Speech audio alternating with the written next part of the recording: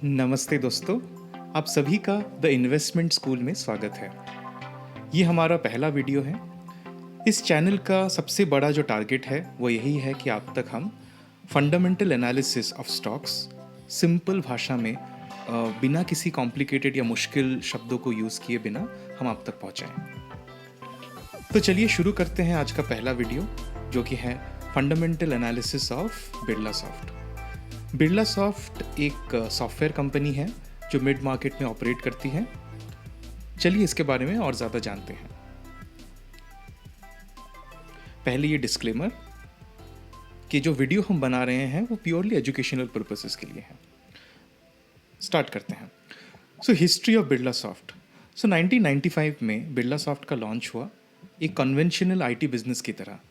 Conventional IT business मतलब ये कि बेसिकली ये सारे सर्विस प्रोवाइडर्स थे जो कि यूएस में जितने भी क्लाइंट्स थे उनको वो आईटी सर्विसेज प्रोवाइड करते थे।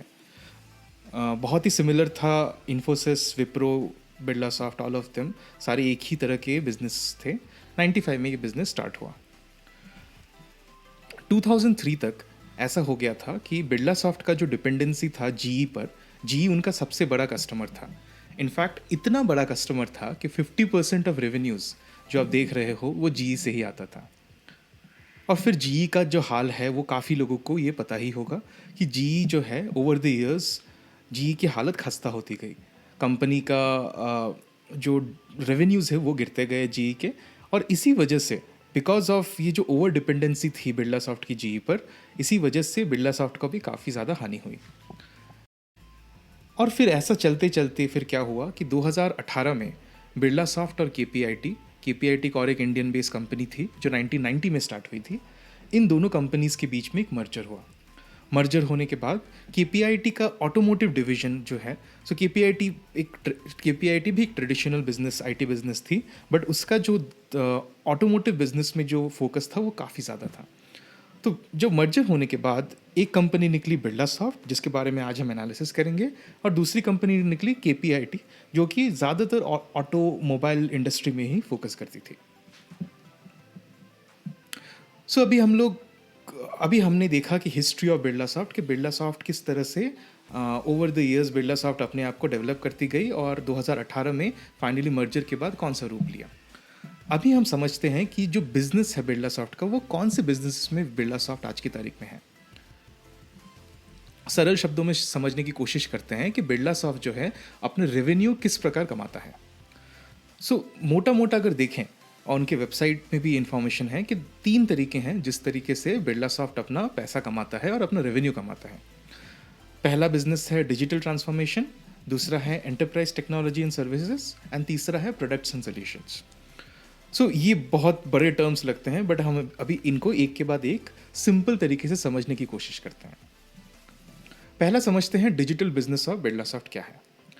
इमेजिन कीजिए, तो हम अभी एग्जांपल लेंगे एक इंटरनेट ऑफ थिंग्स और आईओटी का। डिजिटल बिजनेस जो है वो प्राइमरीली आप कह सकते हैं कि ट्रांसफॉर्मेटिव और नई तरह की बिजनेसेस जो आ रही हैं आज की तारीख में, जैसे कि इंटरनेट ऑफ थिंग्स हो गया, वो डिजिटल बिजनेस है, राइट। एक एग्जांपल लेते हैं कि एक फैक्ट्री है, चलिए मानते हैं एक फैक्ट्री है।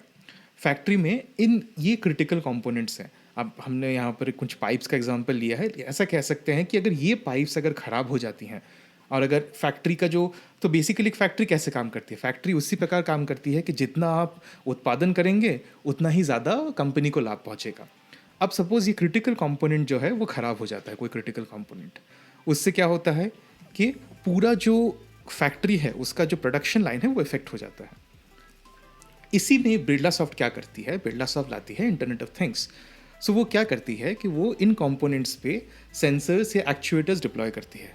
सेंसर्स का मतलब ये कि वो पहले ही भाप लेता है कि इस पर्टिकुलर पाइप में और इस पर्टिकुलर कंपोनेंट में कोई खराबी आने वाली है। जैसे ही कोई खराबी आए, उससे पहले ही नोटिफिकेशन जो है वो सेंसर अपने आप से मेंटेनेंस टीम को पहुंचा देता है।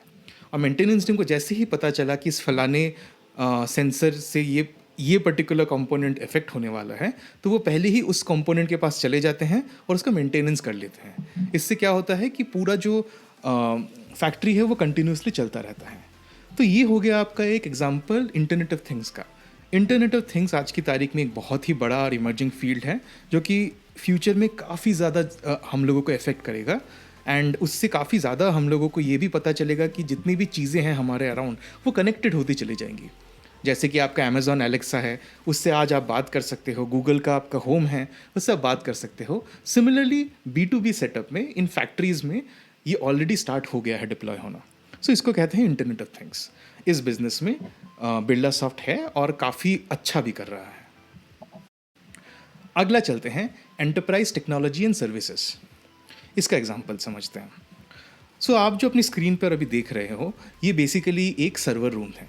सो पहले क्या होता था कि सर्वर का मतलब क्या है? सर्वर इन दी एंड एक कंप्यूटर ही है। सो ऐसे कंप्यूटर्स के कई सारे रैक्स रखे जाते थे कंपनीज के अंदर।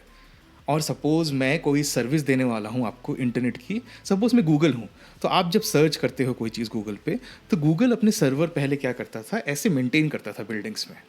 उससे क्या होता है, उससे एक आपका खर्चा बहुत ज़्यादा होता है, दूसरी चीज़ आपको उसको कंटिन्यूसली आपको मेंटेन करना पड़ता है। सो ये सब प्रॉब्लम्स आती थी। कंसर्न्स आपकी स्क्रीन पर है कि स्केलेबिलिटी कंसर्न हो जाता था। सपोज मैं गूगल हूँ, गूगल मैंने बिजनेस स्टार्ट किया और 1 साल बाद मेरे कस्टमर्स लाख से 2 लाख बढ़ गए, फिर उसी साल 6 महीने में वो 5 लाख हो गए। तो ये जो कंटिन्यूस स्केलेबिलिटी है, इसके लिए मुझे पहले क्या करना होता था, पहले सर्वर खरीदने पड़ते थे, कंटिन्यूसली सर्वर खरीदने पड़ते थे। वो एक प्रॉब्लम था। सेकेंड है कॉस्ट। ऑब्वियसली कॉस्ट भी बढ़ता जाता था, बिकॉज ऐसा भी हो सकता है कि मेरा बिजनेस सीजनल हो। जैसे कह सकते हैं, एग्जांपल लेते हैं अमेज़ॉन का। अमेज़ॉन की जब सेल आती है तो एक साथ बहुत सारे लोग वेबसाइट पे आ जाते हैं। तो जब वो लोग आते हैं वेबसाइट पे तो क्या होता है कि सर्वर पे लोड बढ़ जाता है। तो उस समय क्या मैं बहुत सारे सर्वर खरीद के पहले से रख लूँ और उसका कोई यूटिलाइजेशन ही नहीं हुआ साल में, तो वो पूरा कॉस्ट जो है वो वेस्ट हो गया। तीसरा पॉइंट मैंने लिखा है न्यू नॉर्मल विद कोविड। ये मैं समझाता हूँ आपको थोड़ी देर में। सो ये मेरा ट्रेडिशनल इंफ्रा डिप्लॉयमेंट था। तो आज की तारीख में क्या हो रहा है कि ये जो सर्वर्स आप स्क्रीन पर देख रहे हो, ये कोई अपने कंपनी के अंदर नहीं रखता है। वो सारी चीज़ें जो हैं वो एज्योर या AWS जैसी जो क्लाउड कंपनीज हैं उनके पास चली जाती हैं।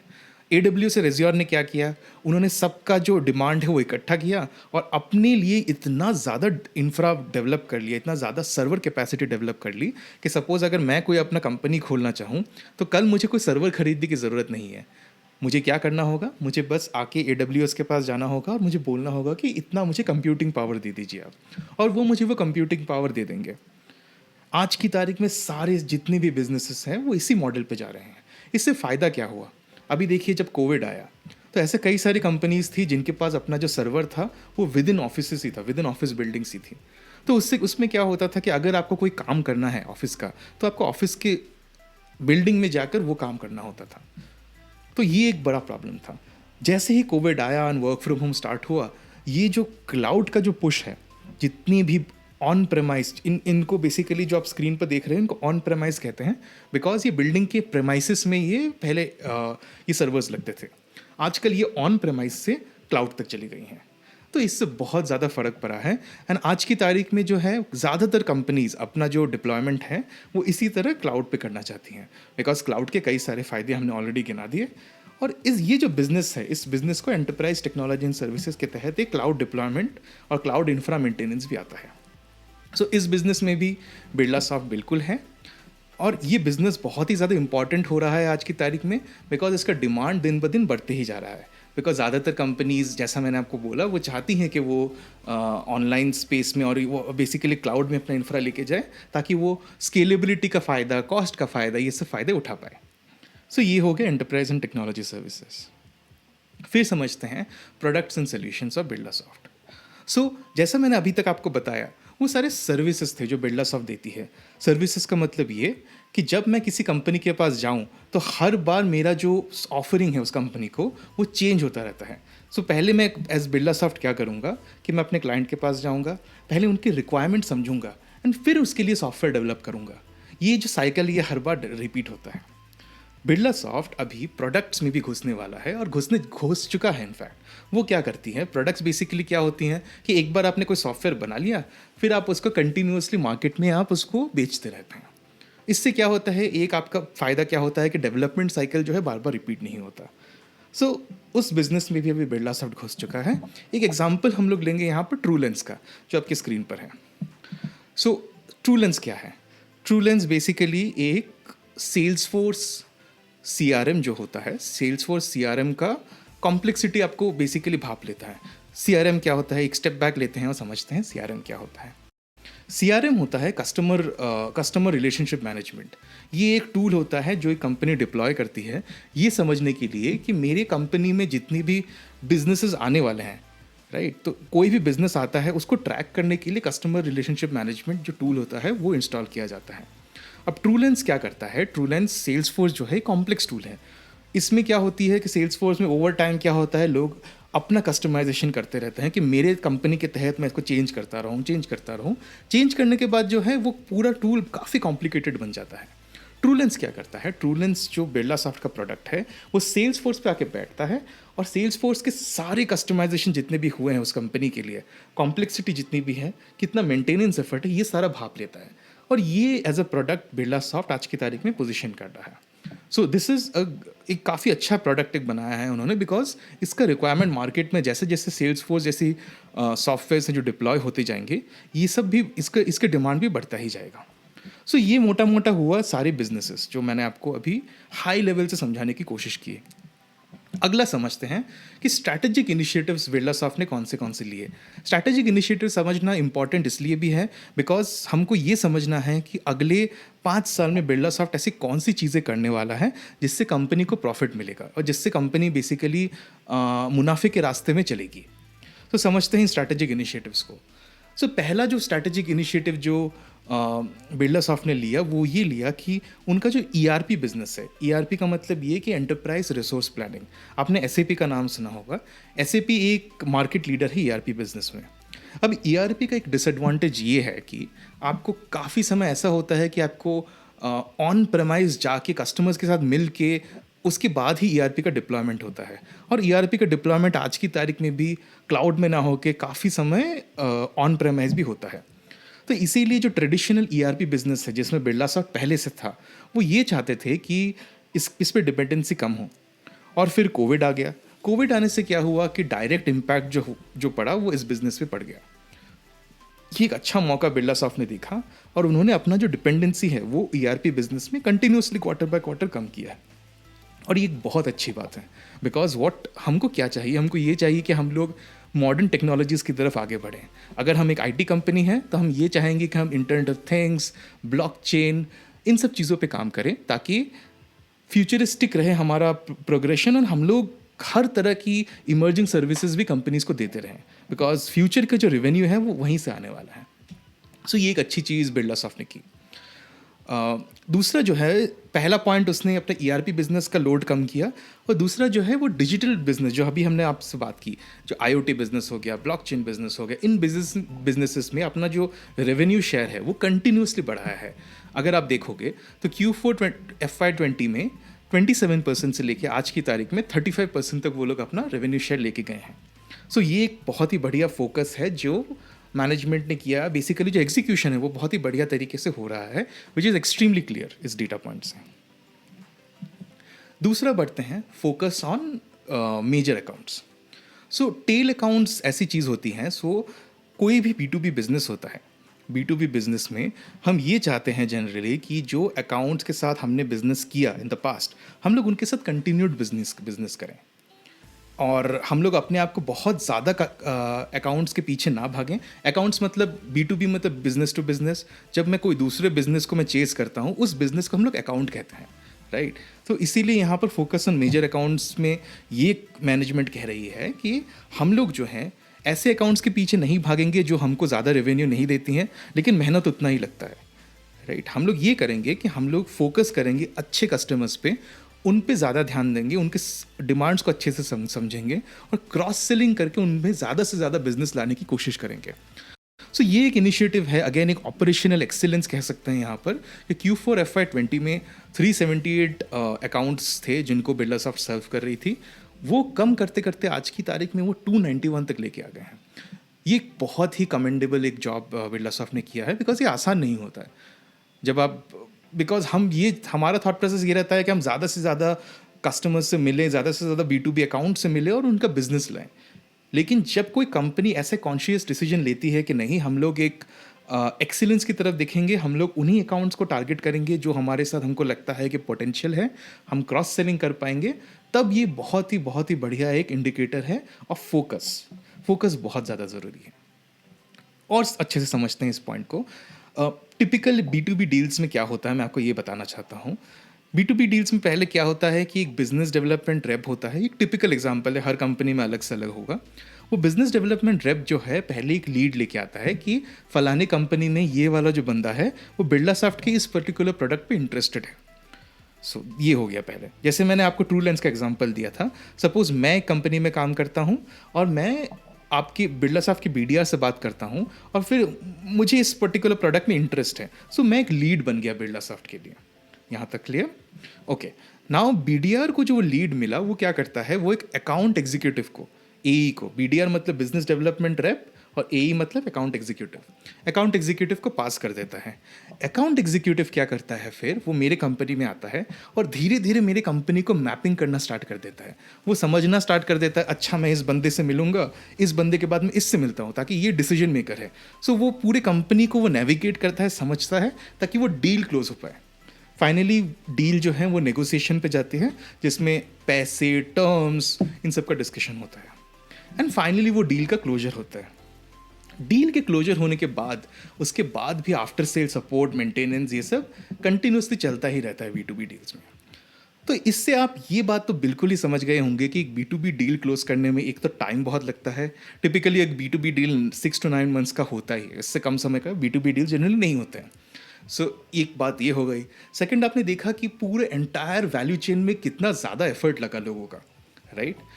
सो अगर मैं इतना एफर्ट अगर किसी B2B डील में देता हूँ, और प्रीवियस स्लाइड में मैं फिर से जाना चाहूँगा, अगर मैं किसी B2B डील में इतना एफर्ट देता हूँ तो मैं ये चाहूँगा कि उस अकाउंट से मुझे काफ़ी ज़्यादा बिजनेस आए और साल का बिजनेस नहीं, रिपीट बिजनेस आता रहे। तो इसीलिए जो बिरला सॉफ्ट कहती है कि हम लोग अपना जो है फोकस टेल अकाउंट से हटाकर कुछ ही अकाउंट्स में करने वाले हैं जो कि हमको अच्छा धंधा देने वाला है, तो ये बहुत ही अच्छा इंडिकेटर है कि कंपनी जो है वो ऑपरेशनल एफिशिएंसी पे ध्यान दे रही है। So this is a big plus point. And जो द अदर इम्पैक्ट इसका जो ये पड़ता है कि मैंने जैसे आपको बोला कि रिपीट बिजनेस, एनुअल ये एक्चुअली एनुअल रिकरिंग रेवेन्यू है, not annual recovering revenue, so sorry for that. But annual recurring जो रेवेन्यू होता है वो क्या कहते हैं हम लोग बेसिकली कि अगर मैंने किसी कंपनी के साथ 1 साल का डील किया तो अगले साल अगर मैं वो वाली कंपनी अगर मेरा बिजनेस रिन्यू करती है तो वो हो गया रिकरिंग बिजनेस। सो जैसा मैंने आपको बोला कि जब मैं इतना एफर्ट जब मैं किसी डील पर डालने वाला हूँ तो मैं ये चाहूँ कि उससे बिजनेस आता रहे। और वो जो ऑपरेशनल एक्सीलेंस की बात है वो डेटा में भी रिफ्लेक्ट करता है। आज की तारीख में जो एनुअल रिकरिंग रेवेन्यू है वो 60% था FY20 में, वो बढ़ के आज की तारीख में 70% हो गया है, जो कि अगेन यही दर्शाता है कि कंपनी ने जो कहा वो एक्चुअली किया। उन्होंने ये फोकस किया कि 60% जो है करेंटली मेरा धंधा जो है वो एनुअल रिकरिंग रेवेन्यू है, उसको बढ़ाते हैं। उसको बढ़ाने का फ़ायदा क्या है, आप ये सोचिए और कमेंट सेक्शन में ज़रूर डालिए कि आपको क्यों लगता है कि जो एनुअल रिकरिंग रेवेन्यू है उसको कंटिन्यूसली बढ़ाना चाहिए, उसका क्या फ़ायदा हो सकता है। और एक डेटा पॉइंट जो इंटरेस्टिंग है वो है ये कि टॉप क्लाइंट्स जो हैं, उनके टॉप 5 क्लाइंट्स, उनसे जो रेवेन्यू कंट्रीब्यूशन है, जो उनसे धंधा आता है, वो जो है वो कंटिन्यूसली बढ़ता ही जा रहा है। इससे ये भी पता चलता है कि येस, उन टॉप 5 क्लाइंट्स पे काफ़ी फोकस हो रहा है और क्रॉस सेलिंग की बिल्कुल कोशिश हो रही है कि हम क्रॉस सेलिंग, अगेन एक टर्म जो मैं कंटिन्यूसली यूज़ कर रहा हूँ, उसका मतलब ये है कि मैंने जो आपको बिजनेसेस बताए, सपोज मेरी कंपनी है बिरला सॉफ्ट आती है, पहले मुझे IoT सेल करती है, मैंने IoT डिप्लॉय कर दिया अपने फैक्ट्री में।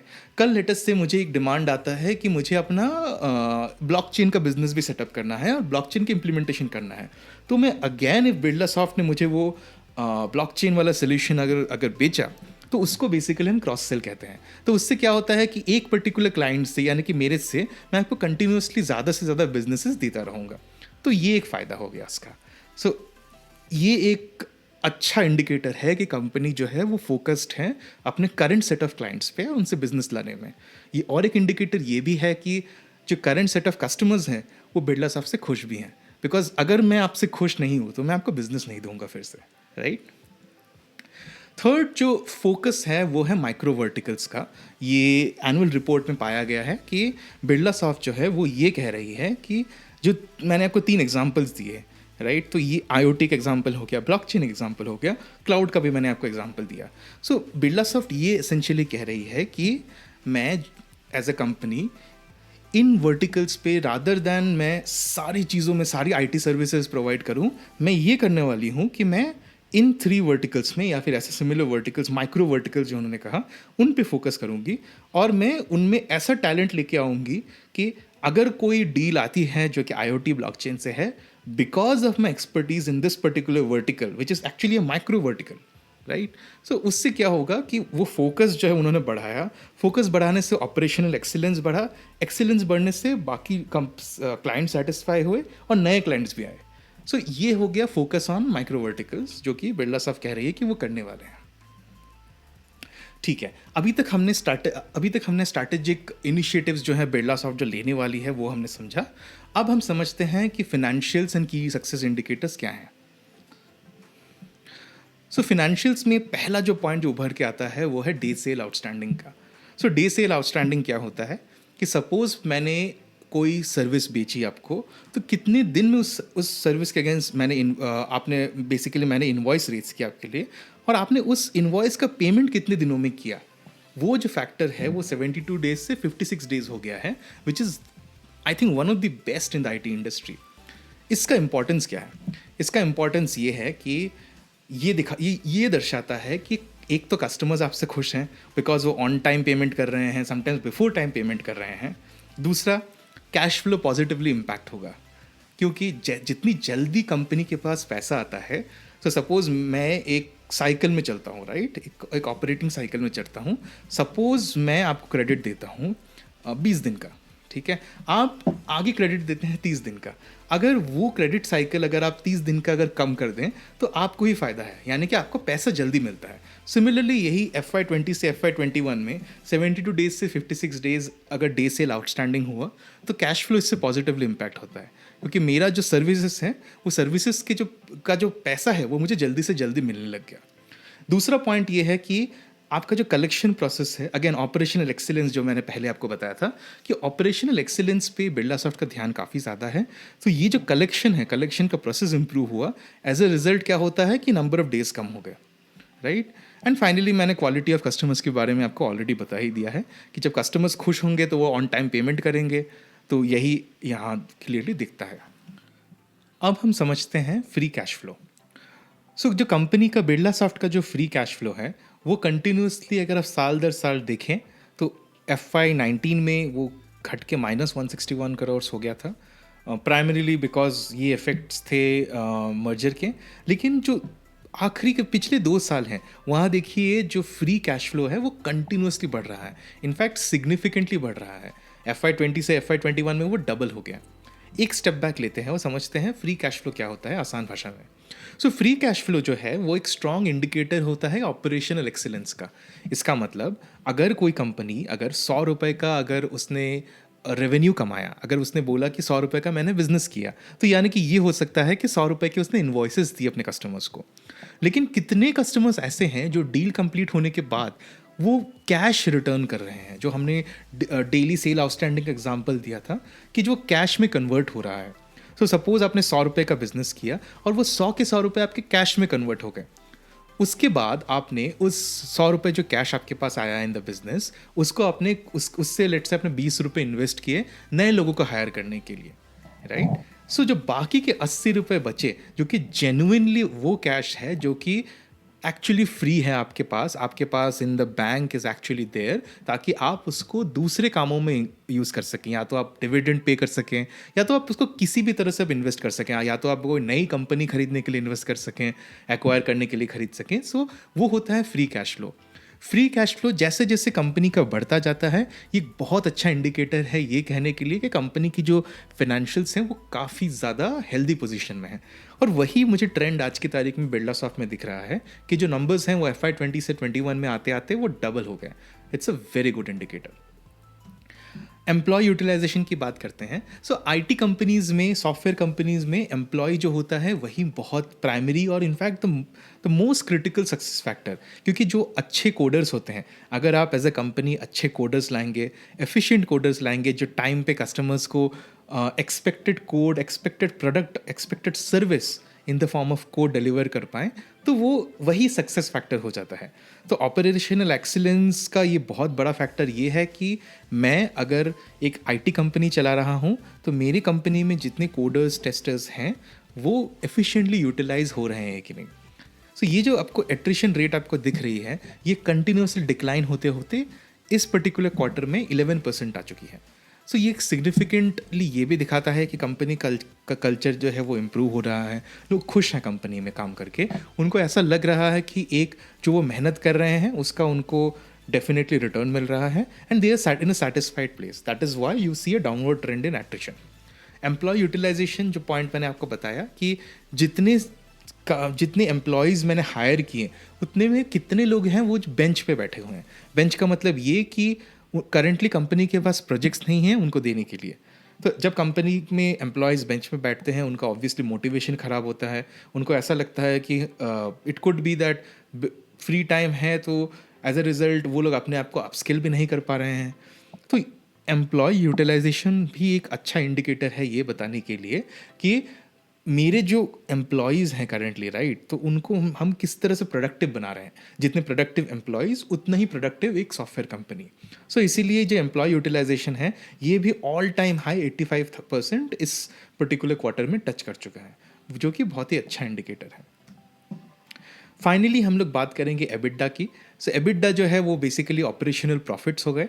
तो ऑपरेशनल प्रॉफिट्स ये बेसिकली एक डाउन स्ट्रीम और एक लैगिंग इंडिकेटर है। सो अगर मैं ऑपरेशनली अगर मैं ध्यान दूंगा कि मैं अपने बिजनेस को अच्छी तरह चलाऊं, फोकस्ड अकाउंट्स पे ध्यान रखूं, अपने एम्प्लॉयज़ का यूटिलाइजेशन पे ध्यान रखूं, तो ओवरऑल और कैश कलेक्शन में ध्यान रखूं, तो इससे ओवरऑल जो है आपका जो बिजनेस है वो डेफिनेटली ऑपरेशनल प्रॉफिटेबिलिटी की तरफ जाएगा, और वो क्लियरली एबिडा नंबर्स पे दर्शाता है।